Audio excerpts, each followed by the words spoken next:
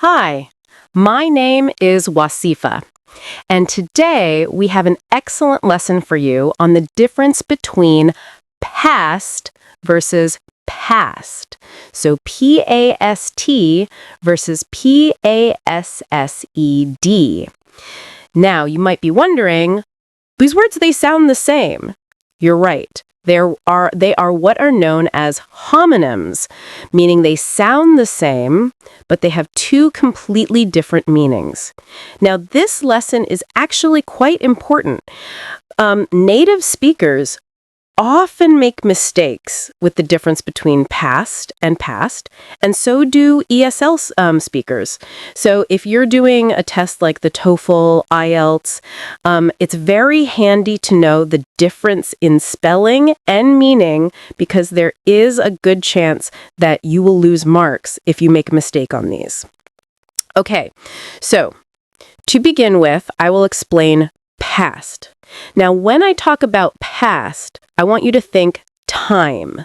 Think time. That's keyword. Think time. When I talk about P-A-S-S-E-D, I want you to think movement. Okay, so think time for past and think movement for past. Okay, so I'll start by explaining the word past, P-A-S-T. Now on this board, it shows that it's a noun, an adjective, as well as a preposition. What past is not is a verb. So verb, no. Pretty much, as a noun, past means before the present moment. So for example, it's a period before now. So think about this. What was popular in the past? In the past, Tamagotchis were popular. In the past, big hair was popular. In the past, pocket watches were popular. They're not popular anymore. So when we think about the past, we're thinking before now. If you think about it, when we're talking about tenses in English, we have the past tense, the present tense, and the future tense.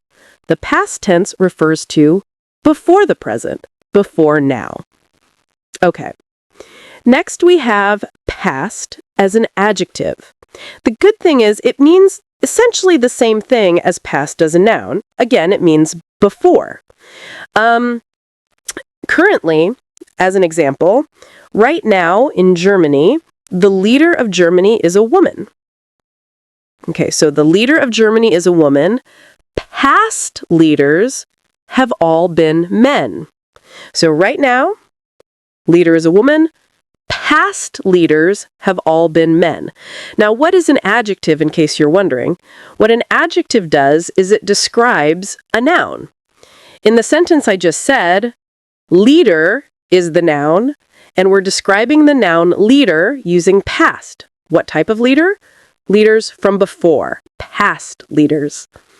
Okay. Lastly, this is when it gets a little bit confusing. Past as a preposition. Past as a preposition, I told you to think time. I still want you to think time. But whereas for the noun and the adjective I was talking about before, when I use past as a preposition, I'm talking about after. So what is an example of this? Well, right now, it's 5:20. This is the time, 5:20. Now, if I want to use past, I can say, when somebody asks me what time is it, I can say it's 5:20. I can also say it's 20 minutes after 5, or I can also say it's 20 minutes past 5. So we're still talking about time here, but in the case of a preposition, when you're talking about the actual time on your watch, you're talking about after, the time after something. Another preposition using past, this one does not have to do with time. So the one time past does not have to do with time. I will give you an example. The house passed the church. The house passed the church. This also means after. What house am I talking about? The house after the church. So when we use past as a preposition, we're talking about after, whereas when we use past as a noun and an adjective, we're talking about before. So now let's talk about past. Again, pronounce the exact same, but spelled differently. Now, what do you notice when you look at this word, P-A-S-S-E-D? That right there gives us a clue. E-D.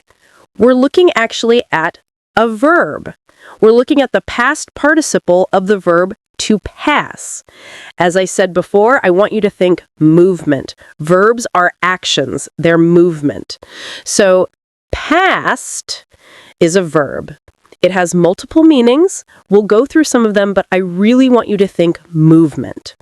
So the first meaning of the verb pass means to go by. I'll give you an example. Did you see what I just did? I passed the board. The board is on my side. I moved past the board. I passed the board. Today, on my way to work, I passed the mall. So the mall was on my side. I didn't go into the mall. When I was walking, I passed the mall. We often use this too when we're talking about driving. I'm a very, very slow driver. Cars in the other lane, they often pass me, meaning they're driving faster than me. So when I'm here, they move past me, they pass me. A second meaning of the verb past is to go away. Earlier today, I had a really bad headache. My headache passed. My headache went by. It's gone. Maybe you're feeling dizzy and then you stop feeling dizzy. Your dizziness has passed. We use it in this sense a lot with illness, with sickness, and it just means, again, to go away. Now, finally, my favorite, to succeed in school. So we use past talking about success and succeeding when we're talking about school. Now, I think a lot of you probably are students and maybe you have to take a test, an English test at some point. I hope you pass your test, meaning I hope you succeed at your test. So passing your test. I passed the test. All right, so now what I am going to do is I'm going to show you some examples that we can do together to show the difference between past and past. All right, so here are some examples to show you the difference between past and past. We're going to do these together, so I want you to read each one. We'll read it together, and then I want you to try to answer it. Not only do I want you to try to answer it, but I really want you to think, are we talking about an adjective, a noun, a verb, or a preposition? Because remember, past is movement. It's a verb. While past is not a verb, it's either a noun, an adjective, or a preposition. So let's get started. Number 1, I blank the supermarket on my way to school. I blank the supermarket on my way to school. So what do you think it is? If you said, I passed the supermarket on my way to school, you are correct. I is the subject, passed is the verb, and the rest is the object. All right, you ready for number 2? Number 2, in the blank, dinosaurs walked the earth. In the blank, dinosaurs walked the earth. So what do you think it is? Past or past? If you said past, you are correct. This is not a verb. In this case, it's a noun.